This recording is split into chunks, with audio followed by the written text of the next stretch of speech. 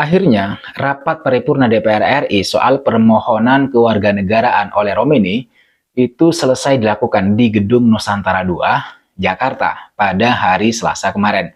Dan rapat paripurna tersebut itu hanya membahas dan menyetujui permohonan kewarganegaraan 3 pemain keturunan, yaitu oleh Romeni, Tim Gaypens, dan kemudian Dion Marks. Sebuah keputusan yang membuat ketiga pemain tersebut itu semakin dekat untuk memperkuat timnas kita, timnas Indonesia. Dan sebelum ketiga pemain tersebut memperkuat timnas, mereka terlebih dahulu bakalan menjalani prosesi Sumpah Setia WNI, warga negara Indonesia, yang rencananya bakalan dilakukan di luar negeri. Di mana untuk oleh Romeni sendiri, itu bakal dilakukan di Inggris, rencananya begitu. Ini kabar baik karena pada akhirnya kita bakalan punya striker sekelas oleh Romeni. Artinya pemain yang posisinya benar-benar pemain depan. Dan menurut saya kualitasnya udah kagak perlu diragukan lagi. Bahkan di laga debutnya, dia hampir menciptakan gol untuk Oxford United. Yang membuktikan bahwa pemain ini itu kagak butuh waktu lama untuk nyetel bersama teman-temannya di timnya, bahkan di tim yang baru. Dan kita doakan saja semoga di timnas dia juga begitu. Nah, yang mau saya bahas di konten ini sebenarnya bukan oleh Romeni, tetapi pemain keturunan lainnya yang dalam beberapa minggu terakhir ini namanya santer, dikait-kaitkan atau dirumorkan bakalan ikut dinaturalisasi, yaitu Jairo Ridwan, yang pada rapat paripurna di DPR kemarin namanya belum ada, teman-teman. Tentu saja udah banyak berita atau informasi yang ngebahas kenapa Jairo ini belum rampung naturalisasinya, dan kali ini saya ingin ngebahas itu. Nah, dengan nggak adanya nama Jairo Ridwan di rapat paripurna kemarin, apakah Jairo ini batal untuk membela timnas Indonesia ketika nanti timnas Indonesia melawan Australia? Dan kenapa dia yang udah disebutkan namanya oleh Patrick Kluivert itu belum rampung juga proses naturalisasinya? Bagi saya, sah-sah saja kita bertanya seperti itu, terutama apakah Jairo ini batal untuk membela timnas kita, timnas Indonesia, ketika nanti bertandang ke kandang Australia. Karena ya, FIFA sendiri telah memberikan tenggat waktu atau batas waktu pendaftaran pemain untuk peserta kualifikasi Piala Dunia 2026. Kalau kita lihat schedule-nya, timnas itu akan bertandang ke markas Australia pada tanggal 20 Maret 2025 di Sydney Football Stadium. Setelah melawan Australia di sana, di kandang Australia, timnas bakal kembali lagi ke Jakarta untuk menjamu Bahrain pada tanggal 20 Maretnya di Stadion Utama Gelora Bung Karno. Untuk laga melawan Australia, timnas kita itu sebenarnya diproyeksikan bakalan mendapatkan 2 pemain naturalisasi baru, yaitu oleh Romeni dan kemudian Jairo Ridwan. Beberapa hari sebelum video ini saya buat keduanya, Jairo dan oleh Romeni ini kan memang dikabarkan sedang menjalani proses naturalisasi dan ditargetkan akan rampung, akan selesai secepatnya agar nanti available saat skuad Garuda melawan Australia. Akan tetapi per tanggal 4 kemarin, 4 Februari, baru nama oleh Romeni yang dibahas di rapat paripurna. Sementara untuk Jairo, enggak gitu ya. Kenapa nama Jairo tidak masuk ke dalam daftar nama pemain yang dibahas di rapat paripurna? Kalau mengaca pada jawaban Menteri Pemuda dan Olahraga, Dito Aritejo, ternyata berkas naturalisasi Jairo ini itu belum masuk ke Menpora. Dito mengatakan bahwa PSSI saat ini masih melengkapi sejumlah berkas untuk naturalisasi Jairo Ridwan. Sebagai informasi tambahan teman-teman sekalian, buat kalian yang baru mengikuti konten saya, Jairo ini adalah pemain yang bermain sebagai gelandang bertahan, di mana saat ini dia bermain untuk klub Royal Antwerp di Liga Pro Belgia. Royal Antwerp sendiri di musim ini, klub ini bertengger di peringkat keempat, masih termasuk papan atas Liga Pro Belgia. Tapi memang kabar buruknya ya itu tadi teman-teman. Ternyata berkas naturalisasi Jairo itu masih belum masuk ke Menpora.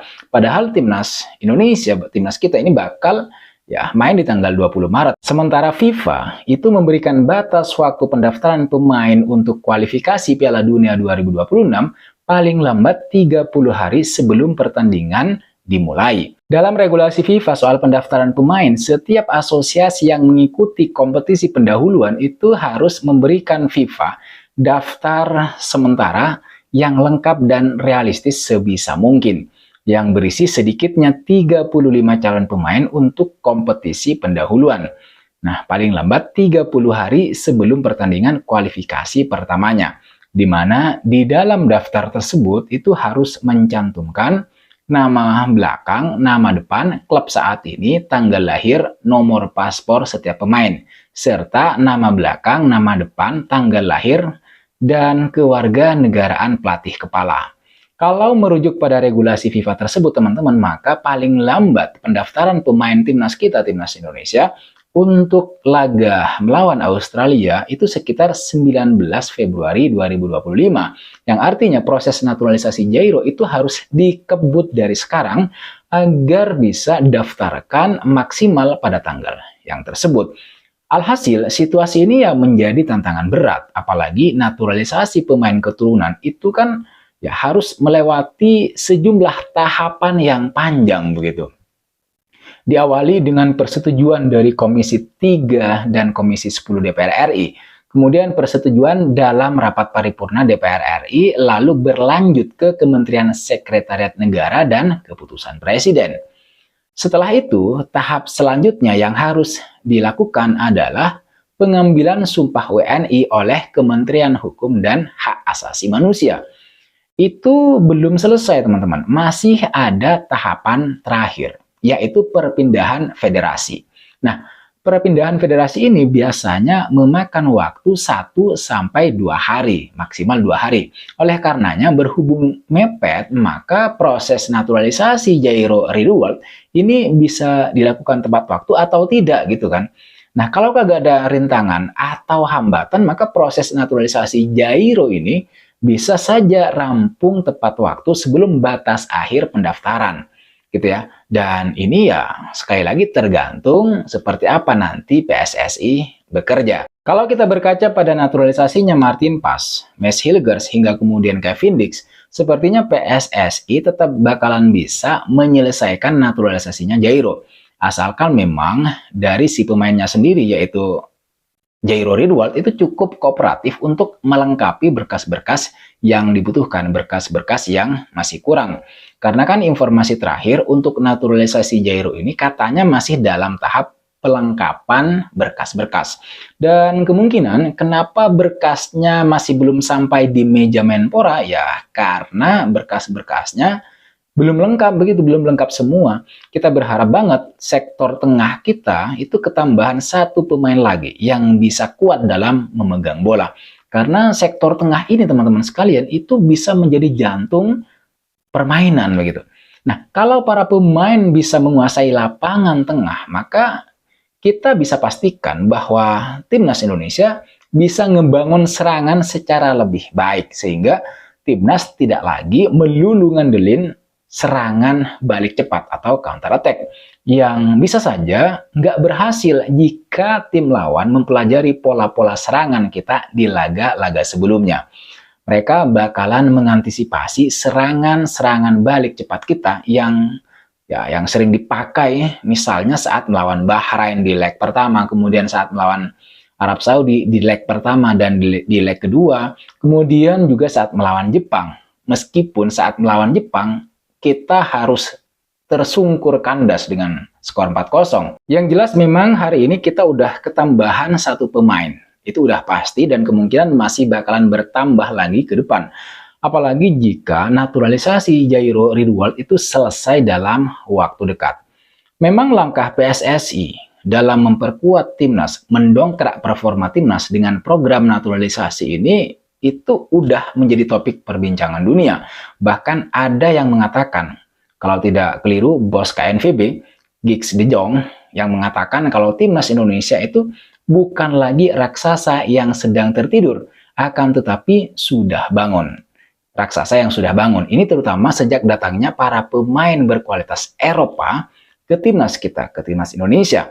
Akan tetapi teman-teman sekalian, baru-baru ini rencana timnas Indonesia untuk menambah lagi amunisi dari pemain-pemain keturunan itu malah mendapat sorotan tajam dari media Jepang, yaitu Sportsbull JP, di mana dalam salah satu artikelnya, media yang berbasis di Tokyo tersebut memperingatkan kita, timnas Indonesia, akan keberadaan pemain keturunan yang terlalu banyak menurut mereka. Menurut media tersebut, kehadiran para pemain keturunan bisa membuat bakat lokal Indonesia gitu bakal kehilangan tempat. Memang sejauh ini ya timnas kita, timnas Indonesia sudah memiliki banyak pemain keturunan yang sudah resmi dinaturalisasi dan menjadi WNI sekaligus menjadi bagian dari timnas. Sebelum kehadiran oleh Romeni saja, skuad timnas Merah Putih itu sudah punya 10 pemain lebih yang berstatus naturalisasi. Apalagi nanti kalau ketambahan oleh Romeni, Jairo Redouard misalnya, atau Miliano Jonathans dan Mauro Zylstra. Ini bakalan tambah banyak lagi gitu ya, pemain keturunan di timnas kita. Di satu sisi, anggapan bahwa bakat lokal bakalan mati karena kalah bersaing begitu dengan pemain-pemain keturunan boleh jadi benar gitu. Tapi ya itu kalau bakat atau pemain lokal kita tidak memaksa diri untuk berkembang. Karena kiblat sepak bola kita kan hari ini adalah Eropa. Maka mau tidak mau para pemain lokal kita, para pemain muda kita itu harus berkaca kepada para pemain-pemain yang berkarir di Eropa. Bagaimana mereka berlatih, bagaimana mereka terus meningkatkan performa setiap hari, bagaimana mereka terus bertahan di tengah kerasnya kompetisi Eropa yang sangat kompetitif. Performa bagus para pemain yang berkarir di Eropa itu kan tidak hanya setahun 2 tahun, tetapi bertahan hingga bertahun-tahun. Sementara para pemain kita, bakat-bakat lokal kita yang berkarir di dalam negeri, kualitas mereka hanya bisa bertahan mungkin 2-3 tahun. Itu maksimal. Dan jarang sekali gitu ya, yang bisa bertahan hingga bertahun-tahun. Banyak pemain muda kita yang digadang-gadang bakalan menjadi pemain hebat nanti di masa depan, tapi nyatanya mereka layu sebelum berkembang. Dan ini udah banyak contohnya gitu. Mulai dari misalnya Evan Dimas, kemudian ada Ramadan Sananta, Hoki Caraka, Bagus Kavi, bahkan yang terbaru Arhan Kaka. Semuanya layu sebelum berkembang. Jadi persoalannya bukan bakal matinya bakat lokal, tapi bagaimana bakat-bakat lokal ini bisa belajar dari bakat-bakat yang udah melanglang buana di Eropa. Dan terbukti memang kehadiran para pemain naturalisasi kita itu terbilang cukup efektif dalam meningkatkan kualitas dan performa timnas Indonesia. Buktinya apa nih? Kan gitu ya. Nah, buktinya timnas Indonesia saat ini itu masih bersaing di kualifikasi Piala Dunia 2026 putaran yang ketiga dan bertengger di urutan ketiga klasemen sementara grup C dengan hanya berjarak 1 poin dari Australia di tempat kedua. Oke teman-teman sekalian, saya kira itu yang bisa saya bahas, yang bisa saya share ke kalian semua. Jadi ini soal naturalisasi Jairo Redouard yang belum dibahas di rapat paripurna DPR. Karena memang berkas-berkas naturalisasinya belum rampung, belum lengkap. Dan mudah-mudahan, semoga saja begitu, dalam waktu dekat ini berkas-berkasnya sudah rampung, sudah lengkap, dan dia segera dinaturalisasi karena sektor tengah kita sekali lagi membutuhkan tambahan pemain. Apalagi saya pikir Jairo Redouard ini sangat berkualitas gitu ya. Memiliki kualitas yang dibutuhkan oleh timnas kita, terutama di sektor tengah. Oke teman-teman sekalian, sekali lagi terima kasih sudah menonton video ini sampai selesai. Terima kasih juga buat kalian yang sudah subscribe. Buat kalian yang sudah tidak bosan-bosan untuk memberikan komentar, kritik, serta masukannya. Yang saya pikir terutama untuk kemajuan dan perkembangan channel ini. Terima kasih. Jangan lupa like, komen, dan subscribe. Nyalakan notifnya. I'll see you on the next video.